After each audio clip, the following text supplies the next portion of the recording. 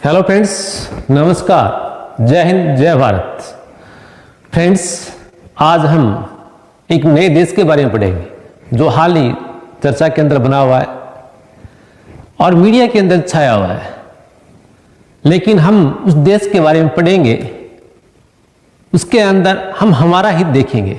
देखिए आप, आज जो देश पढ़ने वाले हैं वो है वेनेजुएला।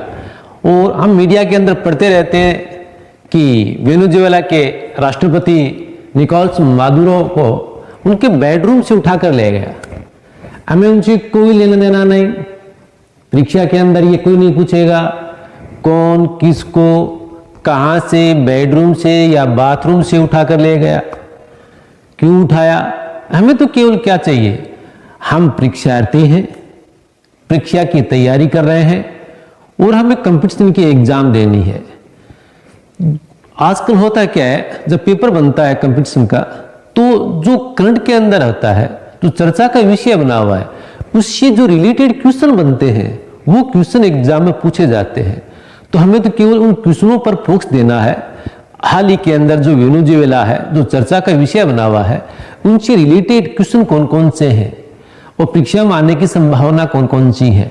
हम तो केवल उन्हीं पर फोकस डालेंगे, क्योंकि जिसने उठाया निकोलस मादुरो को, उनका अपना स्वार्थ है, तेल बेचेंगे, पैसा कमाएंगे। लेकिन हमारा स्वार्थ क्या है, इससे रिलेटेड क्वेश्चन है वो हम पढ़ेंगे, पढ़कर परीक्षा पास करेंगे, उसके पश्चात हम पैसा कमाएंगे। तो चलिए हम ले चलते हैं आपको वेनेजुएला के बारे में।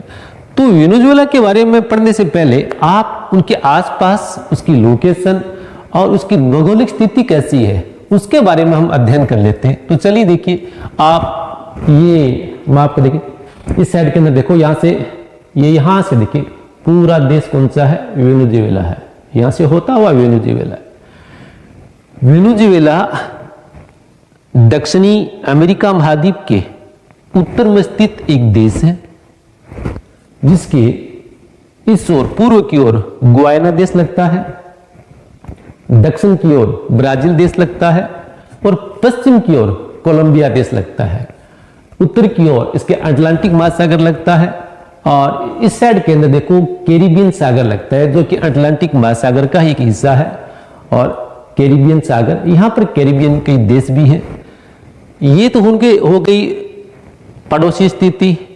अब देख लेते हैं इसकी भौगोलिक विशेषताएं, वेनेजुएला की भौगोलिक विशेषताएं क्या क्या है, आज जिनका हम अध्ययन करेंगे। देखिए वेनेजुएला का आप हिस्सा देखिए, आप इस साइड में देखो, आप इसका ये पूर्व हिस्सा, ये पश्चिम, ये उत्तर और ये दक्षिण। उत्तर की ओर देखो आप, यहां से लेकर और यहां तक पूरा क्या है, सागर है, कैरिबियन सागर और अटलांटिक महासागर है। इस ओर देखो आप, यहां पर क्या है, ये ब्राजील है और इस साइड के अंदर कोलंबिया लगा हुआ है और इधर गुयाना लगा हुआ है। आप इधर देखते हैं, आप यहां पर देखो, आप यहां पर एक पर्वत श्रृंखला दिखाई गई है और यहां पर एक ओरिनिको नदी दिखाई गई है और ये भाग जो रेड कलर के दिखाए हैं ये क्या है, पठार दिखाए मैंने, और ये पर्वत दिखाए हैं और ये नदी है। तो चलिए हम इसकी भौगोलिक विशेषताओं के बारे में बात करते हैं। पहला आता है हमारा एंडीज पर्वतमाला। इनके बारे में जो अध्ययन करेंगे, तो देखिए पहला हमारा पॉइंट रहेगा एंडीज पर्वतमाला, दूसरा रहेगा ये एंडीज पर्वतमाला का ही भाग है, दूसरा रहेगा हमारा माराकाइबो बेसिन्स, ये जो ये आपके सामने ये रहा, तीसरा रहेगा हमारा ओरिनिको बेसिन्स, ये रही इसकी महत्वपूर्ण नदी है ओरिनिको नदी, चौथा रहेगा हमारा गुयाना पठार, देखिए यह गुयाना पठार है, पांचवा रहेगा वर्षा वन एंड अमेजन के वन, जो इस साइड के अंदर ब्राजील से लगते हुए हैं इस क्षेत्र के अंदर, उनके बारे में अध्ययन करेंगे। उसके पश्चात इससे रिलेटेड क्वेश्चन है जो महत्वपूर्ण परीक्षा में आने वाले होते हैं, उनके बारे में अध्ययन करेंगे। तो चलिए सबसे पहले हम चलते हैं हमारे एंडीज पर्वतमाला। देखिए इस साइड के अंदर, यहाँ इसके पश्चिम दिशा के अंदर, उत्तर और पश्चिम दिशा के अंदर यहाँ पर एक पर्वतमाला, यहाँ पर एक पर्वतमाला मैंने दिखाई है। ये एंडीज पर्वतमाला का ही भाग है जिसका नाम है मेरिडे पर्वतमाला। यहाँ पर एक महत्वपूर्ण क्वेश्चन उठता है कि वेनेजुएला के अंदर कौन सी पर्वतमाला है, मेरिडा पर्वतमाला। परीक्षा में पूछा जा सकता है कि मेरिडा पर्वतमाला कहां पर स्थित है, तो हमारा आंसर आएगा वेनेजुएला के अंदर ये स्थित है। उसके पश्चात देखो इसका सबसे जो हाईएस्ट पॉइंट है, सबसे ऊंचा पर्वत शिखर है, वेनेजुएला का सबसे ऊंचा पर्वत शिखर किस पर्वतमाला पर है? मेरिडा पर्वतमाला, सॉरी, जो मेरिडा पर्वतमाला है उसका हाईएस्ट शिखर, सबसे ऊंचा शिखर, इसका नाम है पिको बोलीवर। ये शिखर है यहाँ पर। अब देखिए यहां से ये शुरू होती है, आप देखिए साइड में देखते हैं पर्वतमाला दुनिया की सबसे लंबी पर्वतमाला है, उसका एक हिस्सा है जो वेनेजुएला की तरफ जाता है और ये है मेरिडा। और यहां पर आकर जो माराकाइबो बेसिन है, माराकाइबो निम्न भूमि है या तराई प्रदेश कह दे, यहां पर आकर ये समाप्त हो जाती है। इसी पर्वतमाला से एक नदी निकलती है जिसका नाम है केटाटुंबो नदी, बहुत ही महत्वपूर्ण, और इसके बारे में क्वेश्चन कई बार पूछे गए हैं। यहां से नदी निकलकर यहां से नदी केटाटुंबो नदी निकलकर और कहां जाती है? माराकाइबो जो झील है उसमें जाकर ये नदी गिर जाती है। ये महत्वपूर्ण क्यों है इसके लिए मैं बता देता हूं आपको मैं कि दुनिया के अंदर सर्वाधिक जो बिजली चमकती है वो कहां? जो केटाटुंबो जो बेसिन से यहां पर दुनिया के अंदर सर्वाधिक बिजली चमकने की घटनाएं या गिरने की घटनाएं कहां होती हैं? केटाटुंबो नदी बेसिन के अंदर होती हैं। इसलिए केटाटुंबो नदी को कुदरत का बिजली घर भी कहते हैं और यहां पर प्रति मिनट 30 बार बिजली गिरने की संभावना हो सकती है। यहां पर देखो आप, उसके पश्चात देखो माराकाइबो बेसिन है क्या? देखो आप, अगला हमारा जो नेक्स्ट पॉइंट है वो है माराकाइबो बेसिन। अब माराकाइबो बेसिन से रिलेटेड क्वेश्चन बहुत ज्यादा पूछे जाते हैं। माराकाइबो एक निम्न भूमि है और ये यहाँ पर क्या, इसी निम्न भूमि के अंदर एक झील है माराकाइबो झील। मैंने पहले भी बता चुका हूं कि यहाँ पर केटाटुंबो नदी आकर गिरती है। यहाँ पर वही केटाटुंबो नदी है जहां पर इसके बेसिन के अंदर, उसकी घाटी के अंदर सर्वाधिक बिजली गिरने की घटनाएं घटित होती हैं, यानी सर्वाधिक बिजली चमकने की घटनाएं घटित होती हैं और 1 मिनट के अंदर करीबन 30 से 35 बार बिजली गिरने की यहाँ संभावना रहती है।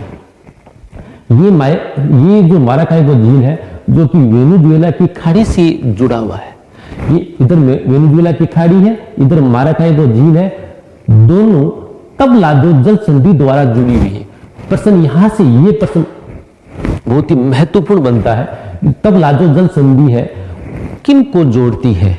यहां देखिए तबलादो जल संधि वेनेजुएला की खाड़ी और माराकाइबो झील को जोड़ने वाली एक संधि है, जल संधि है। और देखिए इसी के किनारे पर यहां पर एक शहर बसा है जिसका नाम है माराकाइबो सिटी, इसको तेल पतन भी कहते हैं। इस पूरे बेसिन के अंदर दुनिया का सर्वाधिक पेट्रोलियम के भंडार रिजर्व क्षेत्र है ये। अब देखिए दुनिया का जितने भी पेट्रोलियम के भंडार है वो इसी क्षेत्र के अंदर है और जितने भी तेल के कुएं हैं वो इसी बेसिन के अंदर है। और माराकाइबो सिटी को तेल पतन भी कहते हैं। ये दक्षिणी अमेरिका महाद्वीप का प्रमुख तेल पतन यानी तेल बंदरगाह है माराकाइबो। दूसरा वेनेजुएला का जो तेल बंदरगाह है वो केबीमास बंदरगाह है। यहाँ पर बहुत ही महत्वपूर्ण 2 क्वेश्चन यहाँ से बन गए। केबीमास बंदरगाह जो तेल पतन है वो कहाँ पर स्थित है? वेनेजुएला के अंदर। किसके तट पर है? माराकाइबो झील के किनारे पर है। दूसरा जो माराकाइबो तेल पतन है वो माराकाइबो झील के किनारे पर स्थित है। आगे हमारा जो क्वेश्चन आता है ओरिनिको बेसिन। कौन सा? ओरिनिको बेसिन। देखो अब ओरिनिको नदी के बारे में पढ़ने देखिए। ओरिनिको नदी कहां से निकलती है? ओरिनिको नदी है ब्राजील और वेनेजुएला के सीमा पर एक पर्वत है परीमा पर्वत। परीमा पर्वत से ये ओरिनिको नदी निकलती है और यहां से निकलने के पश्चात देखिए आप पश्चिम की ओर चलती है और यहां पर कोलंबिया और वेनेजुएला की सीमा बनाती है, अंतरराष्ट्रीय सीमा बनाती है। और सीमा बनाती है उसके पश्चात इधर से टर्न करती हुई और यहां से बहती हुई और यहां पर एक खाड़ी आती है पारिया की खाड़ी, उसमें जाकर गिर जाती है जो कि अटलांटिक महासागर के अंदर ही है। अब देखिए निकली कहां से? परीमा पर्वत से। गई कहां पर? पारिया की खाड़ी से। दोनों के अंदर क्या आ रहा है? पै आ रहा है। परीमा कौन सा पर्वत? परीमा पर्वत पै। गई कहां पर? पारिया की खाड़ी के अंदर, वहां जाकर यह समाप्त हो जाती है। तो पै और परीमा आप ध्यान दें, दोनों से इस प्रकार से रिलेटेड कर आप याद कर सकते हैं। ओरिनिको नदी देखिए। अब ये जो इस साइड के अंदर है, अब आपके यहां पर देखिए ओरिनको नदी है, इस साइड के अंदर ये कौन सा पठार है? गुयाना का पठार है। इसके चारों ओर चक्कर लगाती है। ये नदी साइड से यहां से निकली और इधर भी जा सकती थी, लेकिन ये पूरा क्या है? ये हाईलैंड है, पठारी प्रदेश है। जो गुयाना का पठार है उसी का हिस्सा है ये। इस प्रकार से गुयाना के पठार के चारों ओर चक्कर लगाती है। इस प्रकार से घूमती है गुयाना के पठार के, घूमकर उसके पश्चात यहाँ पर जाती है। उसी पठार से एक नदी निकलती है, उसका नाम है कैरोनी नदी। कौन सी नदी? कैरोनी नदी है। कैरोनी नदी पर दुनिया का सबसे ऊंचा जलप्रपात है, एंजल जलप्रपात है, जिसकी ऊंचाई कितनी है? 979 मीटर। दुनिया का सबसे ऊंचा झरना है ये एंजल जलप्रपात। वो किस नदी पर स्थित है? कैरोनी नदी पर स्थित है। ये किसकी सहायक नदी है? ओरिनिको नदी की सहायक नदी है। और ये जलप्रपात कहां पड़ता है? गुयाना पठार के अंदर पड़ता है। गुयाना पठार के अंदर ये जलप्रपात स्थित है। और ये कैरोनी नदी कहां से निकलती है? इन्हीं गुयाना के पठार से निकलती है। इस पठार के अंदर, गुयाना जो पठार है उसके अंदर आप देखिए, उसके अंदर यहां पर जो ये पठार है उसके ऊपर एक इस प्रकार से सपाट शिखर मिलते हैं। इस पठार के ऊपर इस प्रकार के सपाट शिखर मिलते हैं, जिन्हें स्थानीय भाषा में टेपुई कहते हैं। ये जो प्रश्न है सील से पूछा गया है, टेपुई क्या है? टेपुई शब्द है वेनेजुएला के अंदर गुयाना का जो पठार है वहां पर जो सपाट शिखर, इस प्रकार से नगन सपाट शिखर है, उनको टेपुई कहते हैं। यहां पर जो नदी साइड में गई तो यहां पर ये वेनेजुएला की क्या है? मैदानी भाग है। ये बोला यहां से लेकर ये देखिए, ये मैदानी भाग है, ये ओरिनिको नदी बेसिन का भाग है। यहां पर लंबी लंबी घास मिलती है। उन घास का नाम क्या है? लानोज घास के मैदान। ये उष्णकटिबंधीय घास है। वेनेजुएला के अंदर उनको लानोज कहते हैं और ब्राजील के अंदर क्या कहते हैं? कंपोज कहते हैं। जब हम घास के बारे में पढ़ते हैं उस टाइम के अंदर हम अध्ययन करते हैं कि उष्णकटिबंधीय घास, जिनको ब्राजील के अंदर क्या? कंपोज और वेनेजुएला के अंदर लानोज कहते हैं। इसी भाग के अंदर कृषि की जाती है और यहां पर जो गुयाना का पठार है यहां पर कोको और कॉफी की खेती की जाती है। इस जो ब्राजील की सीमा पर स्थित जो यह भाग है, यहां पर क्या मिलते हैं? अमेजन के वर्षावन मिलते हैं। ये अमेजन जंगल का कुल 6% भाग यहां पर मिलता है। देखिए इस साइड के अंदर क्या आ गया? हमारा गुयाना हाईलैंड। इस साइड के अंदर क्या आ गया? अमेजन का जंगल। और यहाँ पर दलदल क्षेत्र है, क्योंकि बीच से क्या है? नदी बह रही है। कौन सी? ओरिनिको नदी बहती है। इस साइड के अंदर पठार, इस साइड के अंदर वर्षा वन है। और यहाँ पर देखिए क्या है? घास के मैदान, जिन्हें हम लानोज कहते हैं। इसी भाग के अंदर वेनेजुएला के अंदर कृषि की जाती है। यहाँ पूरे भाग के अंदर ये जो भाग है, यहाँ से पूरा भाग, ये वेनेजुएला का कृषि प्रदेश है। ये पठारी प्रदेश है जहां पर बहुत सारी खनिज निकलते हैं। और इस साइड के अंदर एक और पठार है जिन्हें कहते हैं सिगोनिया का पठार। इसी सिगोनिया के पठार के अंदर एक झील है, झील का नाम है वेलेंसिया की झील। बहुत ही महत्वपूर्ण, परीक्षा में कई बार पूछा जा चुका है। वेलेंसिया की झील कहां पर है?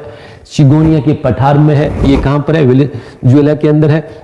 और इसी से एक सिगोनिया के पठार से, कौन सा पठार है? सिगोनिया का पठार।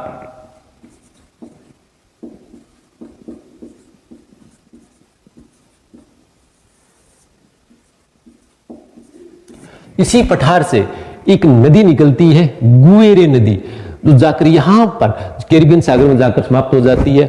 और इसी के किनारे पर वेनेजुएला की जो राजधानी है काराकास, वो स्थित है। ये जो काराकास सिटी है वो वेनेजुएला का सबसे बड़ा शहर है। अब देखिए वेनेजुएला से रिलेटेड जो क्वेश्चन है या महत्वपूर्ण चीज है वो हम देख लेते हैं। ये क्षेत्रफल की दृष्टि से वेनेजुएला क्षेत्रफल की दृष्टि से विश्व का 33वां बड़ा देश है। यहाँ पर जो मुख्य रूप से भाषा बोली जाती है वो स्पेनिश भाषा है। यहाँ पर जो मुख्य रूप से जो नरजातीय समूह है वो मेस्टिजो है। और यहाँ की कुल जनसंख्या की बात करें तो कुल जनसंख्या यहाँ की 30 करोड़ जनसंख्या है। और इनका 90% जो भाग है वो कहाँ पर निवास करता है? उत्तरी की ओर निवास करता है। ये दुनिया का सर्वाधिक शहरीकृत देश है, यानी यहाँ की अधिकतर जनसंख्या है वो 95% जनसंख्या वो कहाँ रह रही है? शहरों में निवास कर रही है। इसके पीछे एक कारण भी है, हम आपको बताएंगे। आगे देखिए हमारा कैटाटुम्बा, इसे कुदरत का बिजली घर भी कहते हैं। और यहाँ पर दुनिया का सबसे बड़ा जो तेल रिजर्व क्षेत्र है माराकाइबो बेसिन, वो यहाँ पर स्थित है। अब देखिए विश्व का सर्वाधिक तेल उत्पादन और निर्यात करने वाले देश कौन कौन से हैं? तो तेल उत्पादन करने वाले जो देश है वो कौन कौन से? पहला स्थान पर 2025 के अंदर पहला स्थान पर रहा अमेरिका, दूसरे स्थान पर रहा सऊदी अरब और तीसरे स्थान पर कौन सा है? रूस, तेल उत्पादन के अंदर। वहीं निर्यात की बात करें, एक्सपोर्ट की बात करें तो पहले स्थान पर कौन सा है? सऊदी अरब, दूसरे स्थान पर कौन सा है? रूस और तीसरे स्थान पर कौन सा है? अमेरिका है निर्यात के मामले के अंदर। और दुनिया का सर्वाधिक जो तेल रिजर्व क्षेत्र है, ज्ञात कह रहा हूं, ज्ञात रिजर्व क्षेत्र है, वो कहां पर है? वेनेजुएला के अंदर है। अब मैं आपको बता रहा